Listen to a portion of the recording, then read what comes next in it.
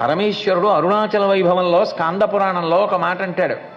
అందరు తల్లులు తమ బిడ్డల్ని పెంచడానికి పాలిచ్చి పెంచుతారు, కానీ పార్వతీదేవి అందుట అందరికీ ఉన్నట్టు నాకు ఒక్క బిడ్డడు కాదు, ఈ లోకమంతా నాకు బిడ్డలే. కాబట్టి నాకు నా భర్త ఆదేశించాడు, నువ్వు వెళ్ళి భూమి మీద తపస్సు చేస్తే భూమి యొక్క గొప్పతనం పెరుగుతుంది. అంతేకాదు, ధర్మం ఎంత గొప్పదో తెలియాలి. తెలిసో తెలియకో పరమేశ్వరుడి కన్నులు మూసింది, సర్వజ్ఞావిడికి తెలియదా? కానీ తపస్సు ప్రాయశ్చిత్త రూపంలో చెయ్యి. ఆ తపస్సు యొక్క గొప్పతనం ధర్మం తప్పితే విధించుకోవలసిన ప్రాయశ్చిత్త కర్మ తెలిస్తే మనుష్యులు ధర్మం తప్పకుండా ఉంటారు.